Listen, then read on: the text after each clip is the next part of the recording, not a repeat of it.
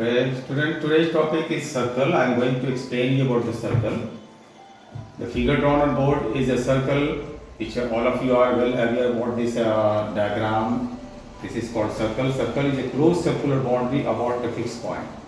But today I am going to give you something extra concept of the circle based on one different topic, that is a locus.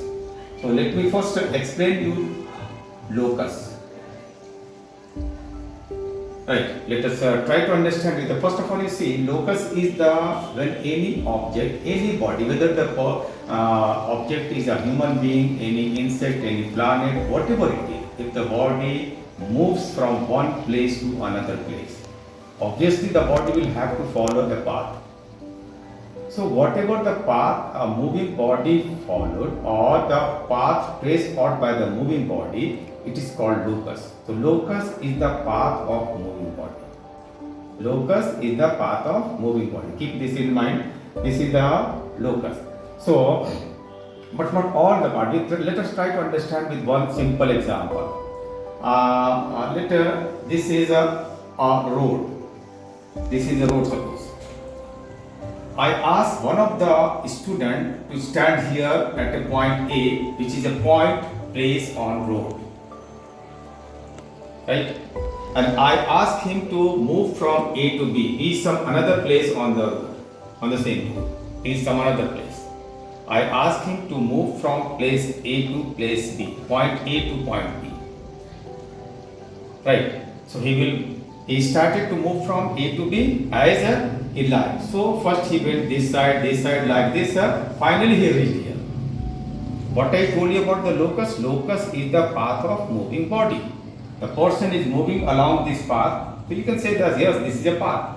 Of course, this is the path of the person who moved from one point A to point B. Then this is the locus.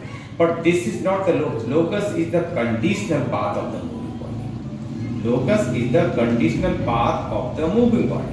So now, if I say that the person A who is standing at point A is supposed to move at B. I asked him to move from A to B, but I put a condition on his movement, that I told him that you have to maintain always equal distance from both the sides of the road. He is standing midway of the road, equal distance from both the sides of the road. That will be 5 centimeter from this side, or 5 meter from this side, 5 meter from this side. Now he is supposed to move such that he has to maintain always the equal distance from both the sides of the road. No, he cannot move as a line. He will have to follow a path only, and that path will be the straight path midway the road. This type of the path is called locus. The locus is the conditional path of moving. Generally, locus is defined as the locus is the path of a point, but conditional path is called locus. Now try to understand with this concept of locus, the circle.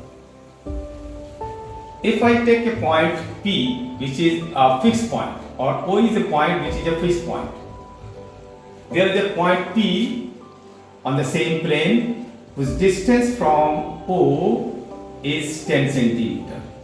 10 centimeter. O is the fixed point and P is a point at a distance of 10 centimeter from O. Now the point P is moving. When P starts moving, then obviously it will have to follow a path.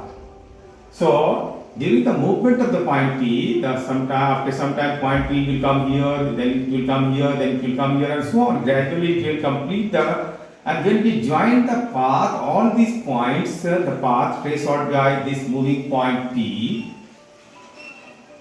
a shape appear here, which is a circle. So circle is the locus of a point at a certain distance from a fixed point.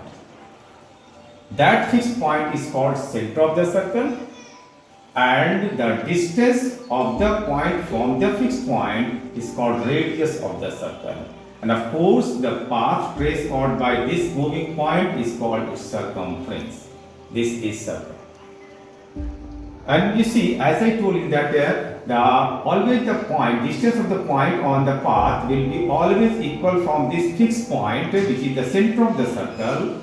Always there it will be equal, they all will be equal. That is why, as I told you, this is the radius, and this is only reason the radius of all the radii of the circle are equal in length.